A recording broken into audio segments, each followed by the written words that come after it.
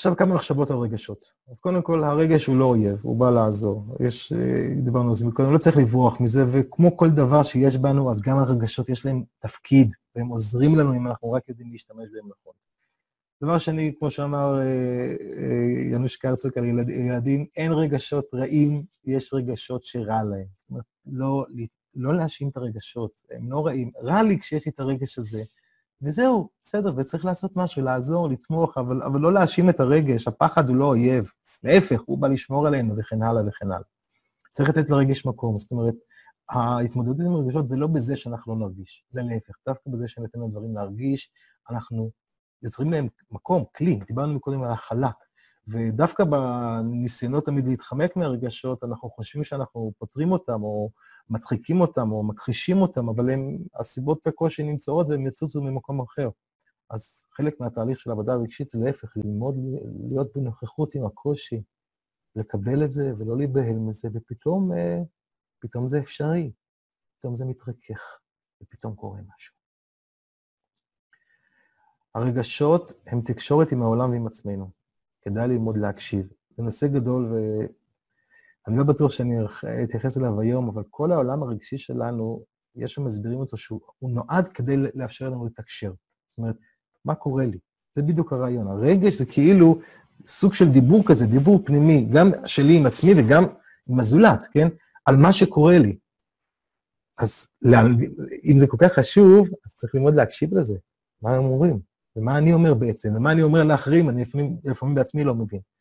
ללמוד את התקשורת הזאת. עכשיו, עוד דבר חשוב, בכל רגש יש בקשה לצורך מיידי ורמז לצורך עמוק. הכוונה היא שכשאני מרגיש משהו, אז יש את הדבר שעכשיו כאילו ירגיע אותי. אבל ההנחה היא שיש משהו יותר עמוק שהרגשות האלה מדברים עליהם. זאת אומרת, למשל, אם מישהו נעלב, כן?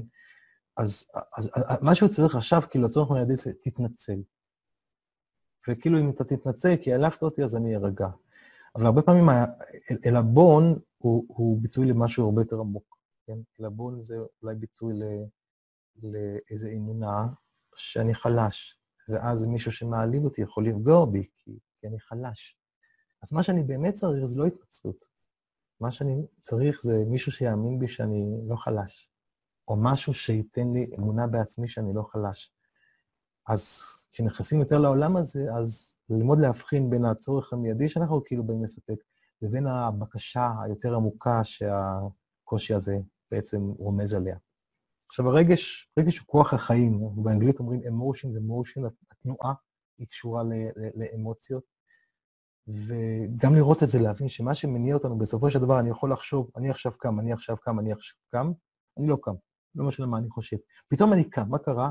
זה לא המחשבה, זה הרגש, משהו בכוח הרצון שגיבש את הרגש הזה שעושה את זה, הרגש מניע אותנו בסופו של דבר, אז לא רק שלא צריך לזלזל פה, צריך לתת לו המון כבוד.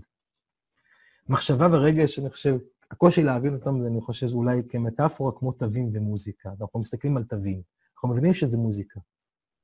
אם אנחנו מוזיקאים, אנחנו יכולים אולי לדמיין מה תהיה המוזיקה, אבל כשמנגנים אותם, הנגינה של התווים והתווים, אלה שני דברים שונים.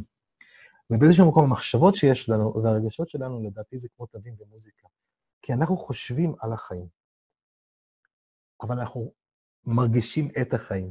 אז זה משהו חיצוני לחיים, וזה משהו שהוא החיים עצמם. זה כמו להסתכל על התווים ולשמוע את המוזיקה.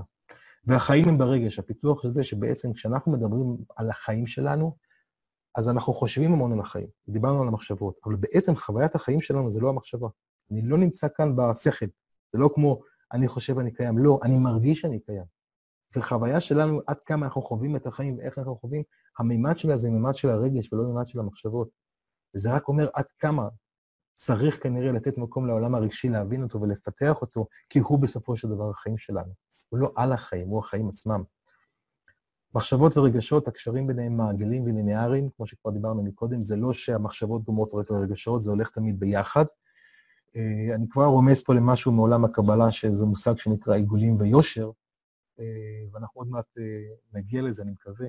עוד משהו על רגשות, יש רגשות של מזג אוויר ויש רגשות של אקלים. מה הכוונה? לפעמים מזג האוויר זה דבר שיכול להשתנות היום ככה, מחר ככה, גשם, מחר שמש, ויש רמה מסוימת של החוויה הרגשית שלנו שהיא קשורה למצב רוח, פשוט מצב רוח שלנו.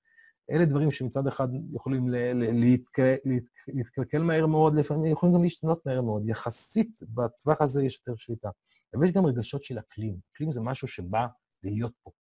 ואם אנחנו רוצים לעבוד על האקלים הרגשי שלנו, אז צריך עבודה יותר גדולה מאשר רק למשל ללכת ולשתות כוס בירה או לראות איזה סרט טוב.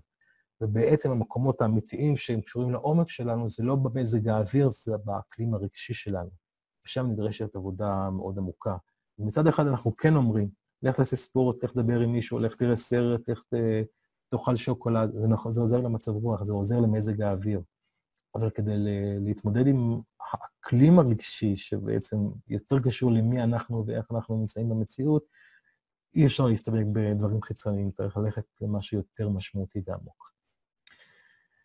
ועוד דבר אחד, הרגש הוא תוכן החוויה וגבולותיה, יש משהו מעניין ברגש, שהוא, אני חווה משהו, ובתוך האופן שאני חווה, אני גם מגדיר לעצמי כמה אני יכול לחוות את זה. למשל, אני נורא מתרגש מאיזשהו דבר, אבל בו זמנית אני שם לב שההתרגשות הזאת יכולה להפיל אותי או לטלטל אותי, אז אני מציב לה גם איזשהם גבולות.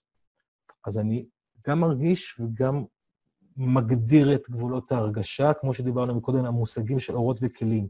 הרגש הוא גם אור פנימי, והוא גם הכלי שמגדיר כמה אני הולך עם האור הזה, והכלי הזה נדרש לנו כדי שנוכל להכיל את הרגש. הקשיים שלנו קורים שאנחנו משבשים את המערכת היחסים הזאת בין תוכן החוויה לבין גבולותיה, בין האורות לכלים. ועוד דבר אחד, לכל אחד הסיפור של הרגש שלו, אני האמת שאני לא רואה מה כתוב פה, של הרגשות שלנו שמעצב אותנו. מה הכוונה? לרגשות שלנו יש סיפור. למשל, יש מישהו שאצלו, למשל כעס. אנחנו יודעים בדרך כלל שכעס זה לא דבר טוב, לא דבר טוב. אבל איך, וגם לכעס יש סיפור, והסיפור הזה משתנה מאנשים, ממשפחה למשפחה. יש מקום שאסור לכעוס, זה לא בסדר, זה לא מוסרי, זה סימן לחושה, זה סימן... והסיפור של הכעס במקום הזה זה רגש כזה שצריך לברוח ממנו, ומי שנמצא בכעס הוא אדם ירוד, או אדם כאילו חלש או לחוץ. אז זה סיפור שמעצב את ההתייחסות לכל הנושא של כעס. אבל יש מקומות שמעודדים כעס. כאילו לא אומרים שזה טוב לכעוס, אבל כשמישהו כועס למשל, או צועק על מישהו, וואלה, יצאת גבר, ככה צריך, לעמוד על שלך, מכירים את זה? זאת אומרת, זה לא שאומרים שטוב לכעוס, אבל רוקמים סביב הכעס, אז זה סיפור אחר לגמרי, תדמית אחרת. והסיפורים האלה שיש לאנשים שונים ולנו, כל אחד על הרגשות שלנו, מאוד משפיעים, כמו שדיברנו על ההקשר, על האופן שבו אנחנו מתייחסים אליהם, כן? אז למישהו שתכלס לכעוס זה סימן שאתה גבר, אז הכעס תמיד יתחבר על עצמו למקומות של זהות, שהוא בא להוכיח את גבריותו, וזה נורא מבלבל, כן? אז צריך לשים את הגבולות. כך שמאוד מעניין הסיפור הזה של הרגשות.